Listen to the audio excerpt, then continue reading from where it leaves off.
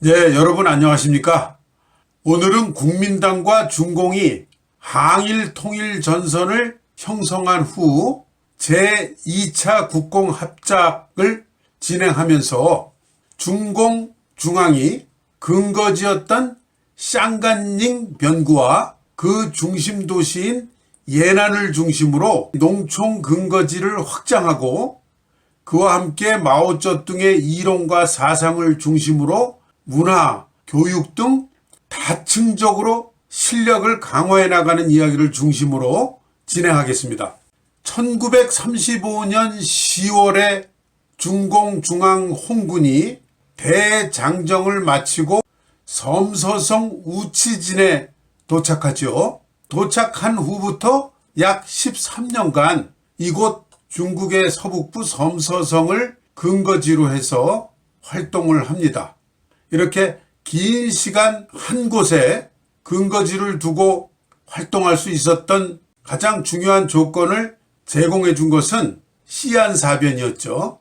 1937년 9월에 샹간닝 병구, 즉 샨시, 간수, 닝샤, 그리고 그 다음 달 10월에는 예난이 그 중심 도시입니다. 말하자면 혁명 수도죠. 샹간닝 정부의 수도로서 예난시 정부를 건립합니다.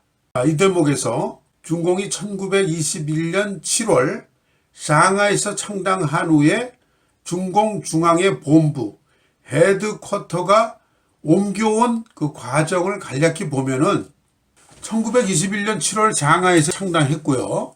그런데 1927년 4월 12일에 장제스가 4.12 쿠데타를 일으키면서 국민당 내에 자익분자들을 소탕하는 청당 운동을 전개하면서 공산당과 자익분자들을 잔혹하게 학살을 하죠. 그러니까 후베이성, 우한으로 옮겨갑니다. 그랬다가 다시 또 1927년 9월 말에서 10월 초 또다시 상하이로 이전합니다. 그러니까 이때는 지화 활동을 하고 있었던 거죠. 그러다가 강서성 레이진으로 옮겨간 게 1931년 11월입니다. 레이진에서 중공 중앙 본부를 두고 활동을 하다가 국민당군의 포위토벌 공격 4차례까지는 어떻게 잘 막아냈는데 5차례 포위토벌 공격에서 결국 버티지 못하고 도주 대장정을 떠나죠. 대장정을 마치고 산시성 우치진에 도착한 게 1935년 10월이고 이때부터 약 한 13년간 변구에서 근거지를 두고 활동을 합니다. 이때 시안사변이 일어난 덕분에 시안사변은 또 일본군이 중국 대륙을 침략했기 때문에 또 일어난 거죠. 결국 일제의 중국 침략은 중공의 입장에서 보면은 한숨 돌리고 전력을 재정비할 수 있는 시간과 기회를 제공해 준 거죠. 그리고 일제가 패망하고 제2차 국공내전이 시작되면서 중공 본부가 허베이성의 C-4로 옮겨갔다가 승리한 후에는 1949년에 베이징으로 입성해서 현재까지 중화인민공화국 수도로 유지되고 있는 거죠.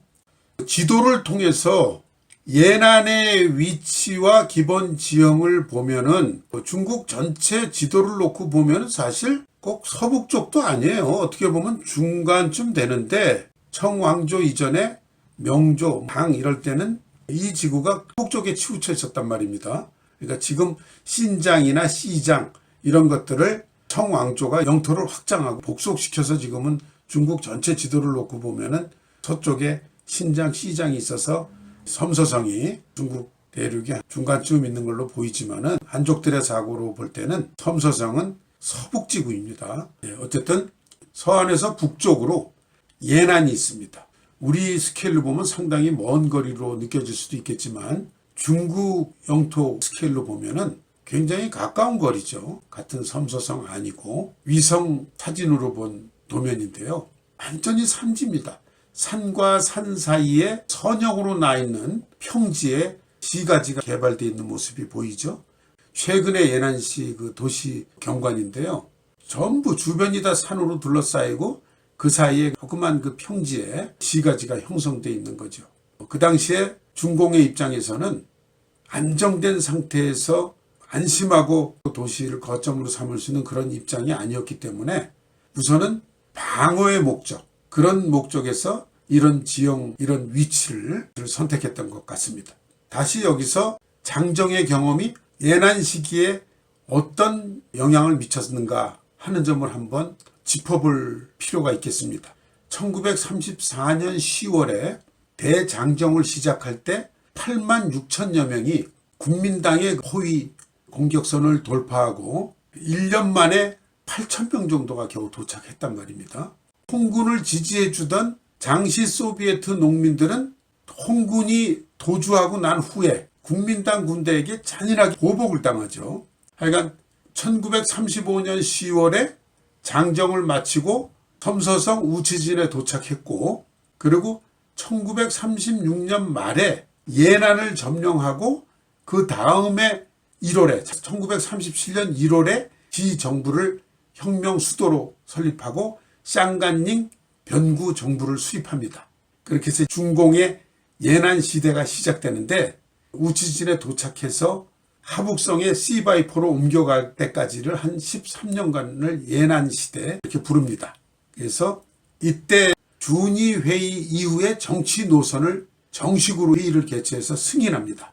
이것의 의미는 스탈린과 코민테른의 압력에서 중공이 독립했음을 공식화합니다. 그전에는 사실 코민테른의 지령을 거부하기가 상당히 힘든 상황이었어요. 당의 실권도 대부분 소련 유학파들이 잡고 있었고, 심지어 왕밍이라는 지도자는 국내에 있지도 않으면서 소련의 모스크바에서 원격 조정을 했고, 예난에서 1937년 5월에 소비에트 대표 대회를 해서 확정한 게 국내파인 마오쩌둥이 소련 유학파를 제압하고 정치적인 지배권을 획득하는 거죠.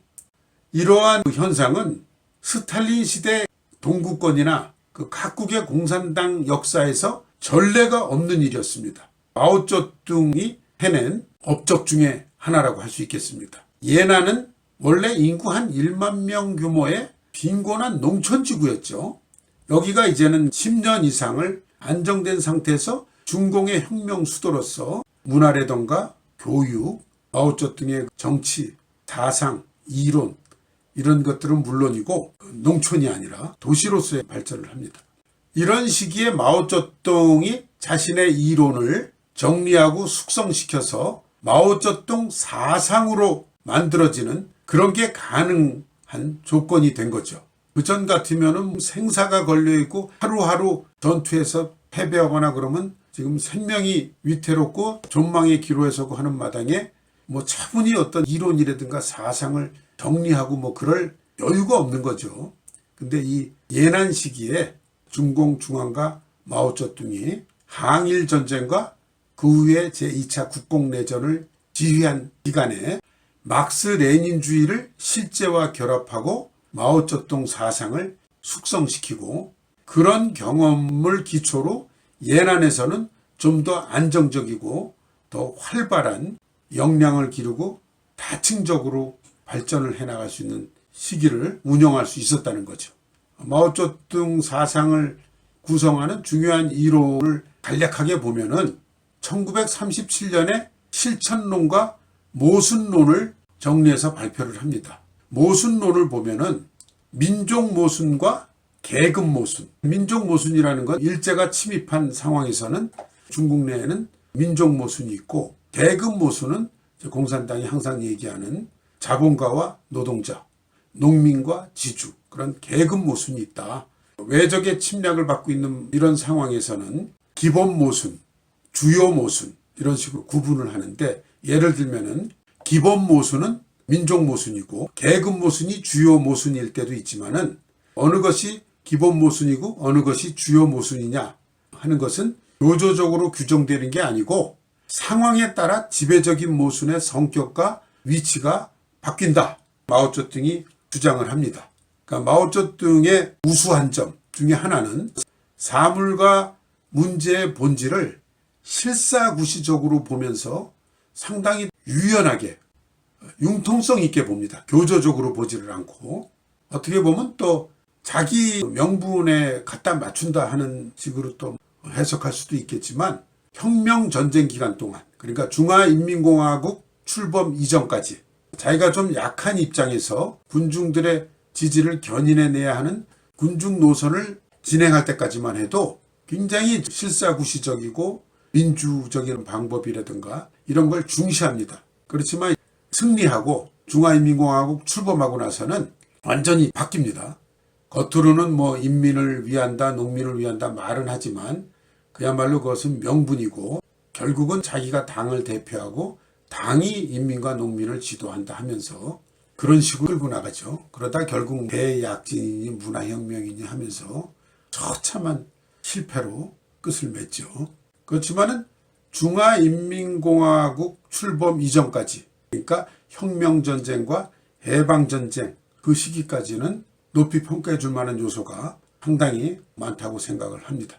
마오쩌둥이 그 당시에 대표적인 이론이고 국민당 측에서조차도 높이 평가했던 이론이 지구전론입니다. 항일전쟁 발발 후 전쟁의 재난을 겪고 있던 모든 중국인들의 관심이 향후 항일전쟁의 향배가 어떻게 될 것이냐, 지구전이냐 속결전이냐, 그런 게 이제 화두가 되어 있을 때 마오쩌둥은 망국론과 속승론 두 개 모두를 비판하면서 지구전론을 제기합니다.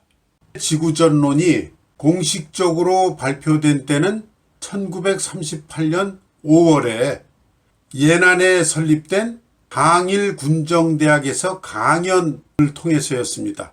그때 마오쩌둥이 10개월간의 항일전쟁 경험을 총결하고 항일 유격전쟁의 전략 문제와 지구전을 논함이라는 제목으로 강연을 하면서 그 내용을 크게 세 가지 주요 내용으로 소개를 합니다. 첫째가 이 전쟁은 반식민지 반봉건 상태의 중국과 제국주의 일본 간의 20세기 30년대에 진행되고 있는 결사적인 전쟁이다. 따라서 이 같은 시대적 조건의 기초 위에서 전쟁 당사국 양방 간에 상호 모순되는 4개의 기본적 특징이 있다. 첫째, 적은 강하지만 우리는 약하다. 띠창워로. 둘째, 적은 퇴보하지만 우리는 진보한다. 띠퇴부 워진부. 적은 작지만 우리는 크다. 띠샤오워따. 그리고 적은 도움이 부족하지만 우리는 많다. 띠과주 워두어주. 이렇게 4가지 기본적 특징을 요약하고 이러한 특징이 전쟁의 진행 과정과 결과를 결정할 것이고 지구전을 통해서 우리가 승리한다고 주장을 합니다. 이게 첫 번째고요. 두 번째가 일본 제국주의를 타도하고 자유평등한 신중국을 건립하기 위해서는 필히 인민전쟁 노선을 견지하고 군중을 동원하고 군중에 의지하여 전쟁을 진행해야 한다. 전 민중을 동원해낼 수 있다면 무기 등의 약세 등 일체의 곤란을 극복하고 적을 멸망의 망망대해 속에 묻어버릴 수 있다. 군대는 필히 민중과 한 덩어리가 되어야 한다. 민중이 자신의 편이라 인정하는 군대는 천하무적이다. 이게 마오쩌둥이 평소에 강조하던 군중 노선이죠. 그 다음에 마오쩌둥은 이 망국론자와 속승론자를 물질만 보고 사람을 보지 않는 유무기론자이다 규정을 합니다. 그리고 무기가 전쟁의 중요한 요소이긴 하지만 보다 결정적 요소는 사람이다. 군사력과 경제력도 사람이 장악하는 것이다. 이렇게 얘기를 합니다. 이것이 어떻게 보면은 장정을 통해서 생존해서 돌아온 사람들의 그 과정에서 형성된 사고방식이라고도 해석을 합니다. 마오쩌둥이 예난 시대에 그런 굳건하게 자기 그 카리스마, 권위를 붙일 수 있었던 것도 장정에서 돌아온 후에는 마치 마오쩌둥을 고난과 그 역경에서 홍군을 이끌고 살아서 돌아온 선지자, 마치 모세가 유대인들을 이끌고 약속의 땅에 돌아온 듯한 그런 식의 어떤 이미지가 형성된 그런 면이 있었다는 겁니다. 마오쩌둥도 그랬다고 그래요. 장정에서 내가 살아남은 거는 죽음이 나를 피해갔다는 말 외에는 설명이 안 된다. 이렇게 얘기할 정도였어요. 세 번째는 전쟁의 제1, 제2 단계에서 팔로군과 신사군의 전쟁 방침은 기본적으로 유격전이다. 단 유리한 조건 하에서는 운동전도 고려해야 한다. 그리고 이제 세부적인 얘기들을 전쟁의 형식은 적과 아군 쌍방의 서로 다른 구체적인 상황에 따라 달라져야 한다. 그리고 중국의 항일 유격 전쟁은 크지만 약한 중국이 작지만 강한 일본의 공격을 받고 있는 전쟁에서의 전략이다. 한편 크지만 약한 중국은 진보하는 시대 상황에 처해 있다. 따라서 필히 주동적으로 융통성 있게 방어 중 진공, 지구전 중 속결전, 내선 중 외선 전략 방침에 따라 행동해야 한다. 이 같은 방침을 통해서만 작은 승리를 축적하여 큰 승리로 만들고 적과 아군의 우위를 변화시키고 최후의 승리를 획득할 수 있다. 마오쩌둥의 지구전론은 그 당시에 국민당 내에 장제스의 아들인 장진고도 이거 정말 멋있는 이론이고 우리 중국 인민들과 군인들의 사기를 북돋우기 위해서라도 정말 필요하고 방향도 올바르게 짚은 굉장히 우수한 이론이다. 극찬을 했다고 합니다. 마오쩌둥이라는 사람이 군사적인 방면에서도 그렇고 정치, 사상 그런 측면에서도 우수한 자질을 갖고 있었다는 것은 인정할 수밖에 없겠습니다. 예난 시기에는 예난 문예가 아주 활성화되고 발전합니다.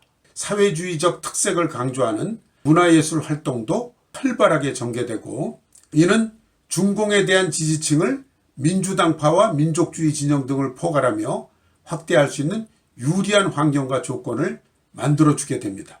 그 전에는 민주당파나 지식인들이 중공에 대한 인식이 일반 토비나 강도 마적보다는 착한 일을 하는 척하는 그런 무리. 근데 그것도 자기들이 지금 어려운 상황이니까 명분을 획득하기 위해서 그러는 거겠지. 그리고 문화 수준이나 이런 게 굉장히 낮은 놈들 아니겠느냐. 그렇게 생각을 했을 텐데 그런 인식을 변화시키는데 굉장히 중요한 역할을 합니다. 그리고 또 하나는 예난 시기에 중공은 일본군의 점령으로 인해서 국민당의 통치 시스템이 붕괴된 농촌 지역에 게릴라 유격전 근거지를 증가 확장시키면서 세력을 키울 수 있는 절호의 기회를 갖게 되는 거죠. 농촌에서 국민당 정권의 지지 기반이었던 지주와 신사층은 일본군에게 점령된 상태의 농촌 지역에서 도망가거나 무방비 상태로 일본군 통치에 순응할 수밖에 없었죠. 그러나 그 반면에 중공의 팔로군과 신사군은 홍군 시절부터 유격전과 게릴라전과 근거지 구축에 경험이 축적되어 있었기 때문에 일본이 도시를 점령하고 있다 하더라도 그 배후지인 광활한 농촌 지역에서 세력을 키워나간 거죠. 그러면서 또 민족주의 명분, 그런 프레임을 선점하면서 홍보 여론전에서도 매우 유리하게 활동을 전개해 나갑니다. 그래서 결국 이것이 일제가 패망한 후에 1946년부터 다시 시작된 국민당군과 중공과의 전쟁, 제2차 국공내전이죠. 이것을 중공은 해방전쟁이라고 부르고 이 국공내전에서 중공이 승리할 수 있는 결정적인 요인이 됩니다. 그래서 예난 시기는 1937년 10월부터 1948년, 그러니까 1937년 10월은 예난시 정부가 설립된 때입니다. 그때부터 48년까지 엄밀하게 말하면 한 11년인데 중공이 장정을 마치고 섬서성 북부에 도착한 샴베이 디치라고 하죠. 섬서성 북부라고 해서 샴베이에 근거지를 두고 활동한 13년간을 예난 시기라고 통칭을 합니다. 이 시기에 섬서성 북부의 조그만 농촌지구 예난이 중국 사회주의 혁명 활동의 중심지이자 플랫폼으로 특색 있는 도시 발전이 진행됩니다. 2020년 11월 현재 예난시는 지급시, 그러니까 중국에서 지급시라고 그러면 지구급시, 그래서 그 지급시 안에 또 시가 있습니다. 현급시라고 또 그러죠. 현급시, 또 그리고 일반 농촌지구는 현. 예난시의 스케일을 보십시오. 행정구역 면적이 37,000제곱킬로미터입니다. 여러분 37,000제곱킬로미터면 서울특별시 행정구역 면적이 605제곱킬로미터입니다. 경기도를 봐도 한 1195제곱킬로미터, 경기도의 한 3배, 예난시의 행정구역 면적이 남한이 한 10만 제곱킬로미터입니다. 국토 면적이. 그러니까 남한의 한 3분의 1, 좀 더 되죠. 예난시 행정구역 면적이. 그 정도로 중국의 도시는 행정구역 면적이 굉장히 큽니다. 농촌지구, 현급시, 현 이런 것들 다 포함하고 있습니다.